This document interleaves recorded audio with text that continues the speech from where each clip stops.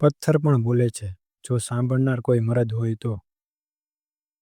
સૌરાષ્ટ્રની ધરા પર એમ તો અનેક ગામો છે, પણ ઝાલાવાડની ધૂળ મુઠ્ઠીમાં લો તો માટીની સુગંધ નહીં, પણ લોહીની સોડમ આવે છે. એમાંય ઝાલાવાડની છાતી પર શોભતું હળવદ કંઈક અનોખું છે. લોકો એને પાળિયાઓનું શહેર કહે છે, કારણ કે ત્યાં શિવાલયો તો છે જ, પણ સાચું પૂછો તો આ સુરાલયો છે. તળાવની પાળે ઊભેલી એ સિંદૂરી ખાંભીઓ માત્ર પથ્થર નથી, એ જીવતા જાગતા ઇતિહાસના દસ્તાવેજ છે. આ એ ભૂમિ છે જ્યાં તલવારના એક ઝાટકે માથું ધૂળમાં પડ્યું હોય, છતાં ધડ દુશ્મનોના દળ કટકને કાપતું આગળ વધ્યું હોય.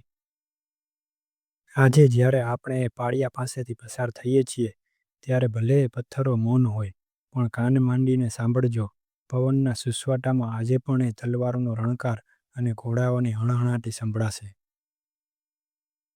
આધુનિકતાના રવાડે ચડેલા લોકો, એકવાર હળવદ આવજો. અહીં શીખવા મળશે કે જીવવું તો વટથી અને મરવું તો મરદ થઈને. જ્યાં સુધી આવા પાળિયા ઊભા છે, ત્યાં સુધી આ ધરાનું ખમીર જીવતું છે. જય ઝાલાવાડ, જય માતાજી.